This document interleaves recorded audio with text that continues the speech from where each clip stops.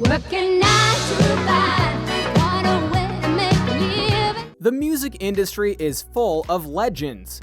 It's part of what makes listening to music so much fun, as you can hear those who came before, as well as those who are trying to be legends now. Stumble to the kitchen, pour myself a cup of ambition, yawn and stretch and try to come to life. In the realm of country music, few legends are as beloved and popular and successful as the one and only Dolly Parton. Here is a woman who has been making waves, music, movies, and more for decades, and she's doing it with a smile on her face and a big heart. Where she was when she started is very far from what she became. So allow us to show you Dolly Parton, then and now. Be sure to like the video and subscribe to the channel. The early life of Dolly Parton. If you think that Dolly Parton's life was destined for greatness from the outset, then you clearly don't know her life story. Dolly was born in a one-room cabin on the banks of the Little Pigeon River in Pittman Center, Tennessee.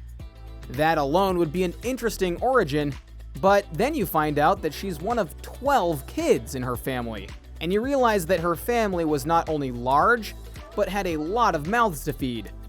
And considering she was born in 1946, that wasn't exactly an easy time, even with World War II being over. Even by Parton's own admission, her family was dirt poor, and even outlined her family's poverty in her early songs, Coat of Many Colors, and In the Good Old Days, When Times Were Bad. As for how she got her interest in music, that would be because of her mother, who worked very hard to go and keep order in the household by telling stories of her ancestors, as well as singing ballads to the children she had. This really resonated with Dolly and would influence her for the rest of her life. Childhood performances and success. Parton began performing as a child, singing on local radio and television programs in the East Tennessee area, as well as singing in church when she was there via the choir.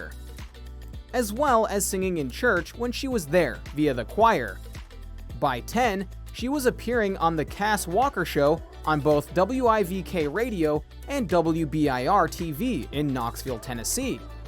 At 13, she was recording the single Puppy Love on a small Louisiana label, Gold Band Records, and appeared at the Grand Ole Opry, where she first met Johnny Cash, who encouraged her to follow her own instincts regarding her career.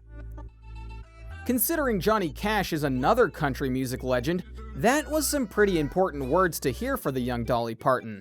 Sure enough, she followed his advice, and after graduating from high school, she moved to Nashville, which was and still is the home of country music in many ways. But in a twist, her initial success in Nashville didn't come when she was singing, but rather when she was writing songs. She wrote several chart-topping singles during this time, including 2 top 10 hits, Bill Phillips's Put It Off Until Tomorrow, 1966, and Skeeter Davis's Fuel to the Flame, 1967. Her songs were recorded by many other artists during this period, including Kitty Wells and Hank Williams Jr. Eventually, she did get into singing music professionally, but at first, the record label she was attached to defined her as a bubblegum pop singer due to her voice. But Dolly wanted to go and sing country songs. But when they didn't let her do that, she pulled a Johnny Cash and followed her instincts. Put It Off Until Tomorrow.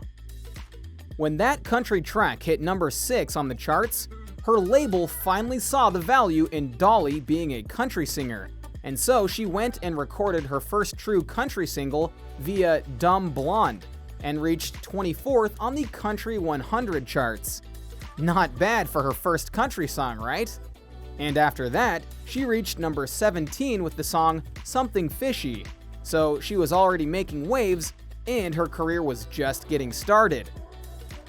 This was proven when she met Porter Wagner, a famous country music man and television performer. He met Dolly and convinced her to join his TV program and road show, and after he got his label to sign her, the two started doing duets together. Those duets were so popular that for the next 6 years, they had a streak of virtually uninterrupted top 10 singles. Think about that. That's very impressive. However, when it came to her solo career, she was being ignored until she recorded Mule Skinner Blues. After that, she had a string of major singles hits, including Coat of Many Colors, Jolene, and many more. In 1974, her song I Will Always Love You, written about her professional break from Wagoner, went to number 1 on the country chart.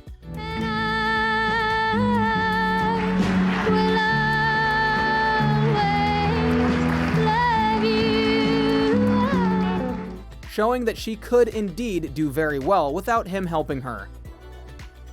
The transition. Between 1974 and 1980, Parton had a series of country hits, with 8 singles reaching number 1. Her influence on pop culture is reflected by the many performers covering her songs, including mainstream and crossover artists such as Olivia Newton-John, Emmylou Harris, and Linda Ronstadt. But this wasn't enough for her. She wanted to be more than a country singer. So, not unlike a certain Swift lady, Dolly Parton decided to try and target a more mainstream audience by transitioning into pop music. Ironic, given that's what her original label wanted her to be. It took some doing, but she did indeed make it work, and suddenly her songs were reaching high marks on both the country and pop charts, as well as getting her many Grammys for her singles and albums, the first of which came in 1978. 9 to 5. By the time 1980 came around, Parton was on fire in many ways. She wasn't just making music, she was making TV and movie appearances, not the least of which was in the still-beloved movie 9 to 5 that featured her working alongside Lily Tomlin and Jane Fonda. Parton also sang the theme song for the movie, and it became a triple number 1 hit, reaching the top of the country, pop, and adult contemporary charts, as well as getting nominated for an Oscar for Best Original Song. Her songs kept doing well beyond there, including her famous duet with Kenny Rogers via Islands in the Steam. It seemed like her musical success would never end. But rarely do things turn out that way. Contemporary country. Because, as you might have suspected, when a type of music gets popular, it tends to overshoot what came before. And in the late 80s, that's what happened to country music. Dolly and her music was still popular, but more modern country stars were coming into the limelight, and legends like her were slowly being pushed out as new listeners were listening to these artists over her. She still made music, and keeps making it to this day in fact, as well as being a songwriter still. She's written for multiple movies, and gotten nominations for them as we noted before, and she's also done musicals, including one based on 9 to 5, and more. Out on the street, the traffic starts jumping with folks like me on the job from 9 to 5. Yeah. Plus, she really did like doing acting. Acting. We already mentioned one major production that Dolly Parton did via 9 to 5, but she wasn't a one-trick pony. She did many more appearances in movies and TV over the years. In late 1981, Parton began filming her second film, the musical film The Best Little Whorehouse in Texas.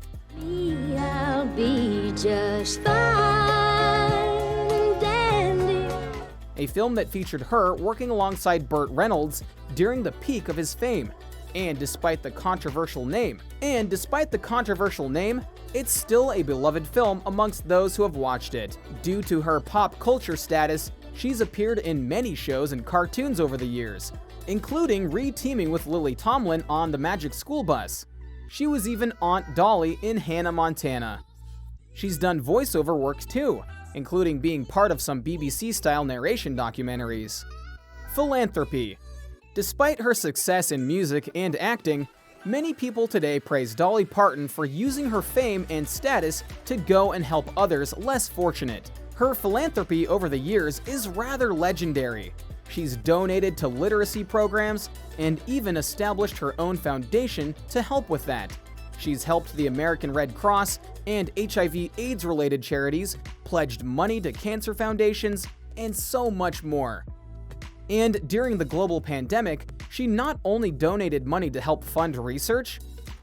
After she got the vaccine, she sang a version of Jolene to help get people to take the vaccine.